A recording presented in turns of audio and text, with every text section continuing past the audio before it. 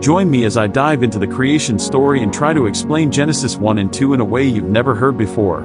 In this video, you will explore Genesis chapters 1 and 2, uncovering the rich and layered narratives of creation that many people overlook. One of the biggest misconceptions about the creation story is that it's just about how God created the world in 6 days and then took a day off. But is that really what these chapters are saying? Many people interpret Genesis 1 and 2 as a scientific or historical account of creation, but is that the only way to understand these chapters? By interpreting them literally, we might miss out on the deeper meanings and themes that the authors intended to convey. Another common misconception is that these two chapters tell the same story, just with some minor differences. But as we'll see, Genesis 1 and 2 have distinct sequences, themes, and theological implications that set them apart. By recognizing these differences, we can gain a deeper understanding of what the authors were trying to communicate. When we read Genesis 1 and 2, we often bring our own assumptions and biases to the text. We might assume that the authors were trying to provide a scientific explanation of creation, or that they were trying to convince us of the existence of God. But what if these chapters are trying to tell us something more about ourselves and our relationship with God and the world? Our modern way of thinking often leads us to pit science against faith, or to try to reconcile the two in some way. But what if Genesis 1 and 2 are saying something more fundamental about the nature of reality and our place within it? By setting aside our preconceptions and really listening to the text, we might just discover a more nuanced and richer understanding of creation. In Genesis 1, we have a beautifully structured account of creation that unfolds over 6 days, with God speaking and creation responding. It's a majestic and awe-inspiring picture of God's power and creativity. But in Genesis 2, we have a more intimate and personal account of creation, with God forming humanity from the dust of the earth and breathing life into us.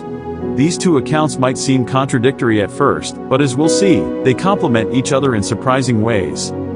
In Genesis 1, the focus is on God's power and majesty, with the creation of humanity being just one part of a larger cosmic plan. But in Genesis 2, the focus is on humanity's relationship with God, with the Garden of Eden serving as a symbol of that relationship. By comparing these two accounts, we can gain a deeper understanding of what it means to be human and how we relate to God and the world around us. One of the most striking differences between Genesis 1 and 2 is the sequence of events. In Genesis 1, the creation of humans comes at the end of the 6th day, while in Genesis 2, it comes at the beginning.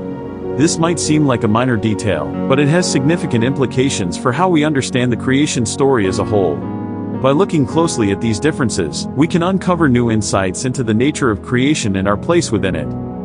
As we explore these two accounts of creation, we begin to see that they're not just telling us where we came from, but who we are and why we're here. They're not just about the origin of the world, but about our deepest desires and aspirations. By reading Genesis 1 and 2 together, we can gain a richer understanding of the creation narrative and our place within it. The main insight of this video is that these two accounts of creation are not mutually exclusive, but complementary.